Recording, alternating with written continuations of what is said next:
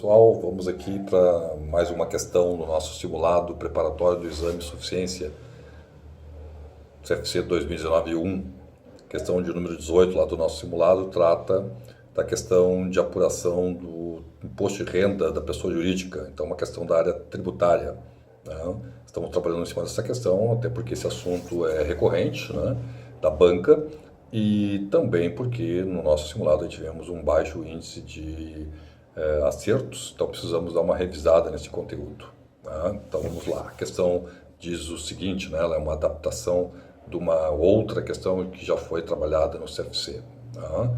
Diz o seguinte, né? Uma sociedade empresária do ramo industrial, optante pelo lucro presumido, apura os seus tributos sobre o lucro trimestralmente. Em um determinado trimestre apresentou os seguintes valores de faturamento: janeiro, fevereiro e março, então diz os respectivos valores: 550 mil para janeiro, 350 para fevereiro e 450 para março. De acordo com a instrução normativa da Receita Federal de número 1515, de 24 de novembro de 2014, e aí, né, é feita a transcrição literal aí, né, dessa instrução normativa, ou pelo menos parte dela, né, que diz lá no seu artigo 2º, né? Vamos aqui ler rapidamente, né, os pontos que são importantes para que nós possamos resolver essa questão. O artigo 2º diz o seguinte: o imposto sobre a renda será devido à medida que os rendimentos, ganhos e lucros forem sendo auferidos. Aqui é a questão, né, principalmente no que tange ao regime de competência. A base de cálculo do imposto sobre a renda será determinada através do período de apuração trimestral, encerradas em 31 de março, 30 de junho, e 30 de setembro e 31 de dezembro de cada ano, né? De acordo com a regra prevista na legislação de referências normas da instrução normativa. A base do cálculo será sobre a renda, será determinada pelo lucro real, presumido ou arbitrário. Aqui no nosso questão, o que vale é o lucro presumido, que já foi informado lá no enunciado. A alíquota do imposto de renda da pessoa jurídica é de 15%. A parcela do lucro, e aqui é uma informação extremamente importante, né? Lá no seu parágrafo 3º, né, diz que a parcela do lucro presumido ou arbitrário que exceder o valor resultante da multiplicação de R$20 mil pelo número de meses do respectivo período de apuração, sujeita-se à incidência adicional do imposto sobre a renda no alíquota de 10%. O valor adicional será recolhido integralmente, não sendo permitido nem qualquer dedução. A pergunta, então, é: com base apenas nas informações apresentadas, indique o valor referente ao imposto sobre a renda corrente do trimestre, ou seja, o valor a ser pago por essa sociedade empresária neste período. Então, vejo que nós temos que considerar as informações fornecidas e, é claro,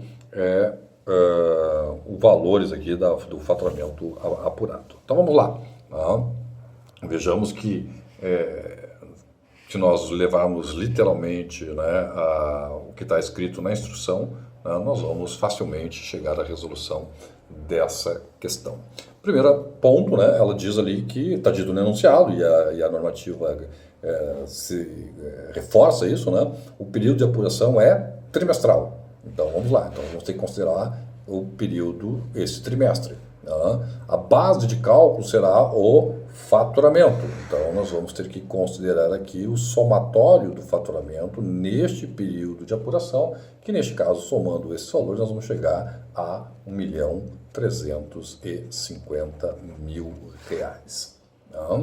É uma questão aqui muito importante. Primeiro, lucro presumido. Nós sabemos que as alíquotas do lucro presumido, elas vão ser, né, o lucro presumido vai ser calculado com 8%, 16% ou 32%, sendo que 8%, né, é para indústria e comércio, 16% para a área de transportes e 32% para os serviços em geral.